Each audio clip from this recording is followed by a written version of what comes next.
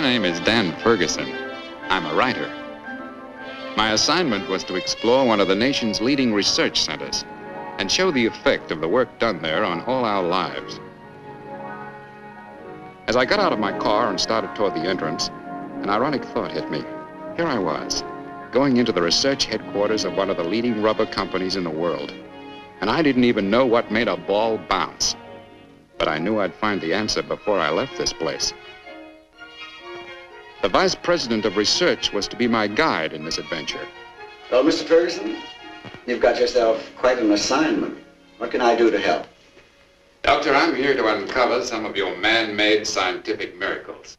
And having dodged chemistry and physics in school, I'm a babe in the scientific woods, if ever there was one. Good. We can count on your having an open mind, then. Very open, and at the moment very empty. At least of an idea of how to start my story. Here's one possibility. It's a mighty sobering thought. But if it hadn't been for what you hold in your hand, we might have lost our national neck in World War II. Synthetic rubber? Precisely. The battle to make man-made rubber was perhaps the greatest example of industrial teamwork in our nation's history. The background of that battle was an example of our way of life at its working best. As I sat there listening to the doctor's words, the story he was telling took form before my very eyes. Fortunately for America, one rubber company had been working long before World War II on the problem of developing a practical, general-purpose man-made rubber. By 1940, this privately financed venture was producing general-purpose man-made rubber at a plant in Akron, Ohio. But this production, important as it was just a molehill alongside the 650,000 long tons of rubber the nation used in 1941. Almost all of that, 97%, came from the Far East, over an ocean lifeline 10,000 miles long. Japan knew this. She smashed Pearl Harbor, crippling our fleet. The enemy's goal was the rubber lands, and she got them in a few short weeks. The rubber ships stopped coming. Not only our war effort, but our very survival as a nation was in the balance, as Uncle Sam faced the most critical period of his life. From Washington went out an SOS, and industry answered. The men in rubber, in petroleum, and in chemicals formed a combat team to fight the battle for man-made rubber. It was a battle we had to win, or else lose wars on two fronts and at home. It was only 20 months after Pearl Harbor that the largest plant for making man-made rubber went into full operation at Port Neches, Texas. With the rubber we needed, our war machine went into high gear, and we struck back all over the globe. And we kept on striking back till the job was done. There were plenty of times when we didn't know if we'd make it on time. Doctor, I see what you mean. There certainly is a real story here in my hand. But my next question is, how did you do it? You might say the answer to that is right here. Because a good deal of our work with man-made rubber grew out of our work with this material. Just what is it? It's Corroseal, a flexible polyvinyl material. You might call it a kind of cousin of rubber. The molecular structure is closely related. Oh, come along. I believe we can show you what I mean. I think you'll get a good deal of the information you want in this film. It's ready, Doctor. All right, go ahead, Frank. Sit down, please, Mr. Ferguson.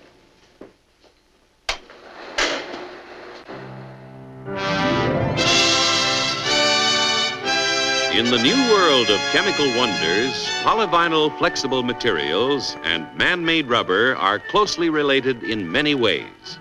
The first of these, polyvinyl materials, comes from very simple beginnings: salt, water, limestone, and coke. In the manufacturing process, salt and water plus electricity produce hydrogen and chlorine gases, which combine to form hydrogen chloride. Coke and limestone are combined to form acetylene. These two gases are then combined in turn, heated, compressed, and cooled and thus converted to liquid form. The result? Vinyl chloride. A single drop contains literally billions of molecules in a seething, chaotic world of their own. The addition of a catalyst to vinyl chloride works a startling change. The catalyst, like a top sergeant who never joins the rookie ranks, still gets plenty of action. All right, you guys, fall in on the double. Dress it up. The effect of the catalyst makes these molecules grow and hook together in long, strong chains. This bonding reaction is known as polymerization. It gives rubber and plastics their resilience and toughness, their ability to stretch and return. In this case, the process of polymerization results in the material polyvinyl chloride. This material is plenty tough, but of no practical use until a plasticizer is added. The plasticizer's softening influence makes these tough little characters pliable and workable. Thus was created a new material known as Geon, from which Corosil products are made. A material which brought into being new plants, new jobs, and a vast array of new products which contribute to the safety, comfort, and the beauty of our daily lives. The knowledge gained in working with new flexible materials enabled research scientists and engineers to develop further their chemical cousin and to put man-made rubber into a host of constructive services for mankind. Surgeons' gloves today are thinner yet stronger than ever before. Man-made rubber has brought improvements in plasma and surgical tubing and many other items for medical and surgical uses. Lighter, higher pressure hoses are on our first line of defense against fire. Conveyor belts of sturdy, longer-lasting rubber are constantly at work in the nation's quarries, factories, docks, and mills. But despite the literally hundreds of other products for which rubber is used today, about 2/3 of the nation's production goes into tires and other transportation products. Over 40 million cars ride the nation's highways with the speed and comfort only pneumatic tires can provide. And road safety is greatly advanced due to the lifesaver tubeless tire which man-made rubber made possible. The nation's trucks, tractors, and giant construction equipment ride on heavy-duty tires that are now stronger and longer-lasting than ever before. And jet planes land safely on carrier decks thanks to aircraft tires designed specially to withstand the tremendous shock. There are other advances almost beyond number, and always the work goes on to discover, to refine, to improve. Here in this modern workshop of science may be found some of the true pioneers of our time, men and women working at bench or microscope, assaulting the horizons of the unknown. And each of their discoveries becomes another milestone on a road which has no end as they continue their task of converting the dreams of yesterday to the realities of tomorrow.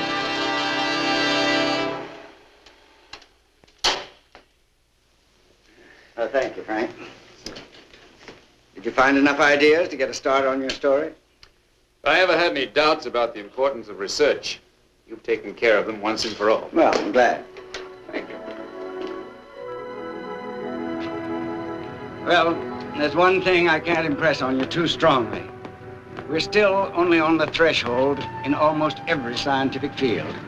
So see if you can light even more fires of scientific enthusiasm in our young people.